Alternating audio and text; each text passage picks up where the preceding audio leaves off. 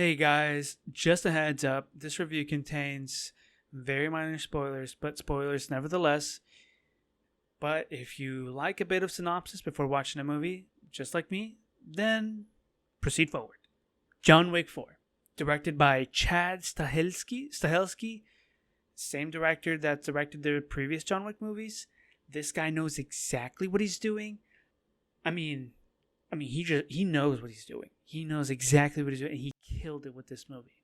Main cast: Keanu Reeves, Donnie Yen, Scott Skarsgård, Lance Reddick, rest in peace, Clancy Brown, Mr. Krabs, Ian McShane, Hideyuki Sanada, and singer Rina Sawayama, I guess now actress, who absolutely killed it. She absolutely killed it in her role.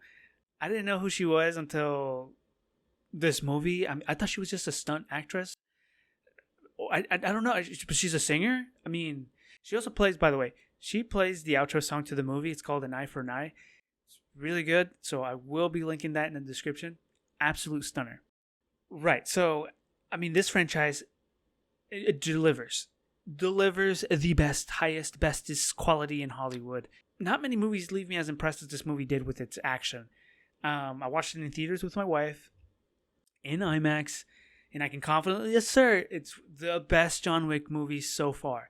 I mean, it's typically with sequels, right? I mean, it's so hard for sequels to keep up the hype. Typically by the third movie, even sometimes the second movie, it's just kind of like, it just doesn't hit the same.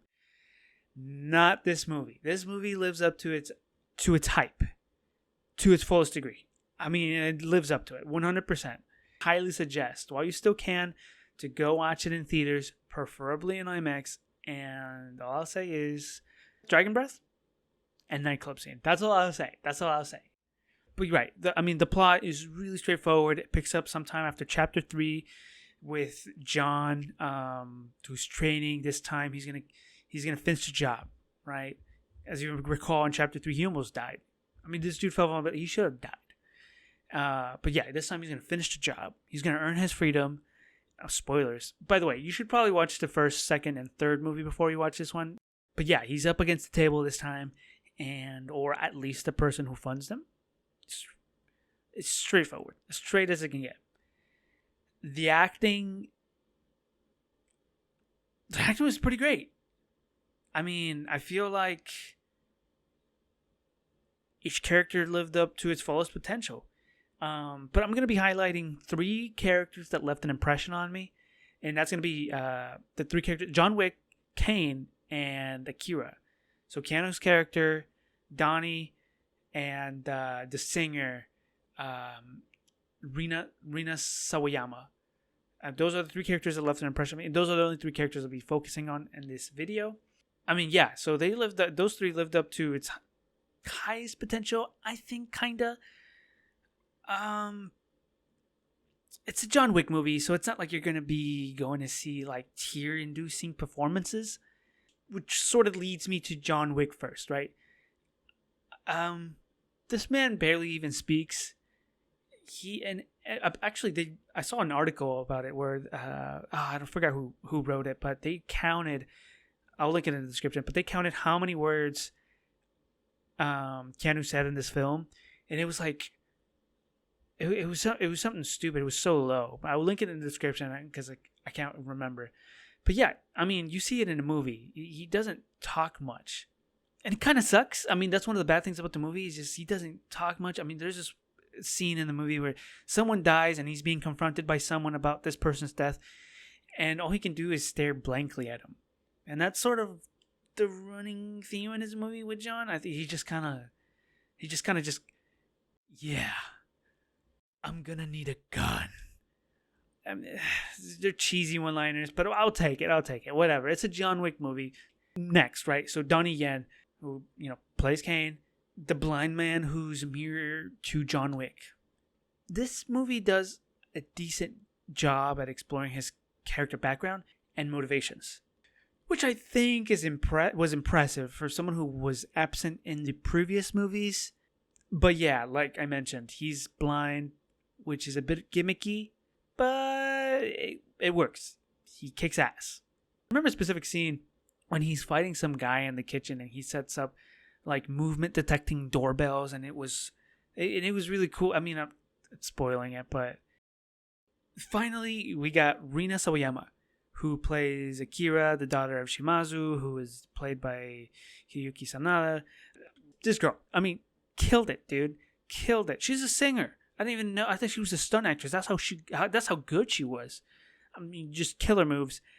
Just stupendous, brother.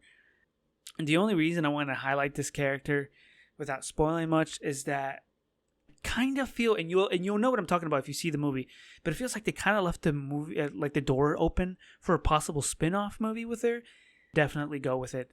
I would love to see more of her, and you'll know what I'm talking about once you see the movie.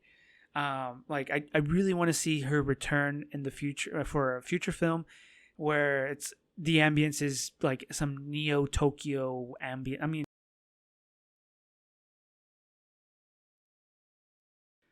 the cinematography and visuals is the most impressive yet to be seen in the franchise so far. I'm so serious. Most of the movie takes place at night, and I love it. The colors really vibrant. The neon hues create this perfect backdrop for the fights. The nightclub scene in the movie. I mean, I know I've talked about it already like 3 times, but I mean, it's currently my all-time favorite scene in any action movie so far. And I promise that it's not just hype. I freaking love it. Camera work, phenomenal.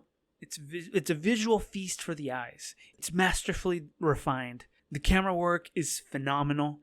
It's a visual feast for the eyes.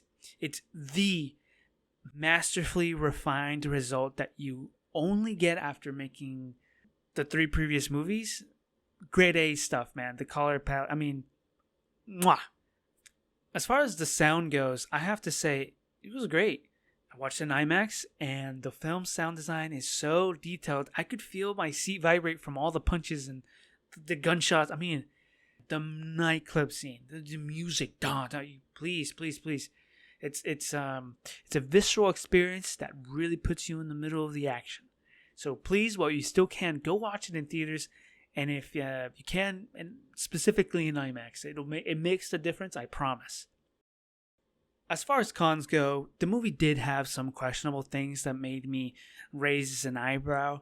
Like, who's the man in the desert that John shoots and kills? I mean, maybe you should go watch the movie and then return back to this review so you can comment about it in the description, in the comment section, because like, it's the only desert scene in the movie and it feels so out of place to me. Like, I can't be the only one who feels this way. Like, I'm serious. Go watch a movie and then come back and be like, so you can agree with me. It was so weird. Like, who's this man in the desert at the top of the hill watching him chase? It's so out of place. Another thing that got to me was, why is John so quiet? He's really quiet. I didn't like that.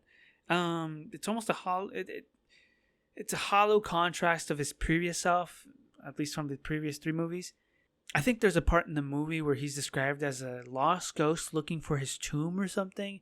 It felt something like that. I mean, he just was quiet. It looked like he just wanted to die.